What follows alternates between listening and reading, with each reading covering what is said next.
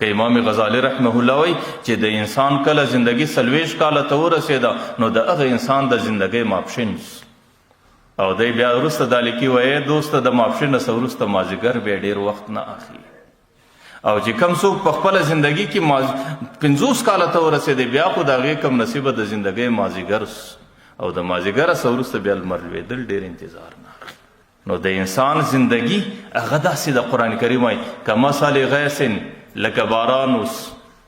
باران چې پر مځکه باندې اوسي بزګر دستي په دې مځکه کې تخم وکري نو اعجب الکفار نباته بزګر چې تخم وکاری د هغې تخم راشین او ډېر ښایسته دی او ډېر سرسبزه دی او ډېر زرغون دی نو بزګر ته دا تخم ډېر ښه خوند ورکوي دا شنګشتیا د کښت ډېره مزه او خوند ورکوي ثم یهیج فتراه مصفرا چې لږ خشک سي نو برای څو ورځې بعد دستي دا کښت ژړ ښکاره کیږي لیکن د دې کښت د ژړوالي څه وروسته د کښت څه علاج دی هغه دستي کاټېدل غواړي ثم یکونو حطاما هغې په پروړو په انبار باندې دستي بدل سي د انسان زندگی هم دا ده چې یو ورځ راپورته سوې ابتداءً د ځوانۍ زمانې ته راورسې ډېر تازه سوې لیکن د دې څه وروسته کرار پر ژړېدو باندې روانې لکه هغه بوټي او هغه کښت چې کله ژړ سي د هغې کاټېدلو بغیر د فراړه کېدلو بغیر بله چاره نه وي ستا هم د دنیا څخه د رخصتېدلو بغیر او په قبر کې د خارو کېدلو بغیر بله چاره نه وي نن که په دنیا کې هر څومره سړی ځان په غفلت کې واچوي د دنیا دا هر شی سړي ته اطلاع ورکوي لمر چې کله سهار را پورته سي نو اول سهار په ډېره کمزوري کې رڼا او ګرمي یې ډېره کمه وي چې کله غرمې ته راورسېدی رڼا هم ډېره مضبوطه سي او بیا ګرمي هم ډېره مضبوطه سي او چې کله د مازدیګر پر طرف باندې روان سو قرار کمزوری کیږي اخر یې ورځ در دې غره نهامې شي نو د لمر هر سهار سړي ته دا اطلاع ورکوي چې دغه رقم کمزوري کې پیدا سوې ځواني ته راورسېدې مضبوطه سوې در ځواني چې تیر سوې قرار روانې لکه مازدیګر چې لمر لوېږي دغه رقم هر یو ورځ ستا د زندګۍ لمر هم لوېدونکی دی هر شي ته چې دې بنا ته وګورې دا مسجد دا بنا چې یو ورځ خلکو جوړه کړه نو اوله زمانه یې خلکو ته ډېر ښه خوند ورکوی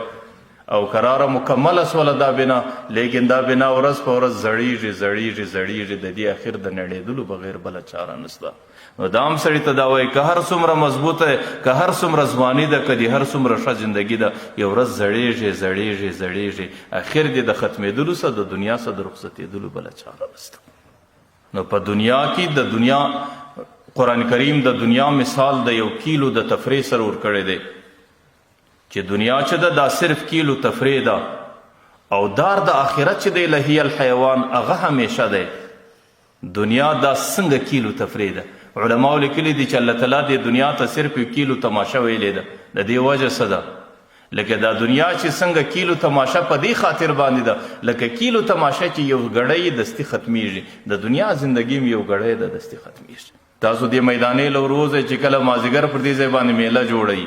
نو مازدیګر یو ګړی د میلې ابتدا سي چې خلک ورته ګوري ځان ورته سموي برته میله انتها ته ورسېږي ختم شي خلک زله روان سي دنیا دغسې یو میله جوړه ده الله تعالی وایي دنیا دغسې کیلو تماشه ده لکه کیلو تماشه یو ساتکۍ ابتدایي برته انتهایي د دنیا د زندګۍ یو ساتکۍ ابتدا ده بیرته انتها ده ځکه قیامت له چې خلک راسي نو قرآن کریم وایي دی به څه وایي ما لبسو غیر ساعه موږ خو په دنیا کې یو ګړی راباندې تیر سو بل ځای کې قرآن کریم وایي لم یلبسو الا عشیة او ضحاها په دنیا کې په آخرت کې به دی وایي چې موږ خو یا د سهار یو ګړی یا د ماښام یو ګړی په دنیا کې اقامت وکړي د ستېدو ته راورسېدو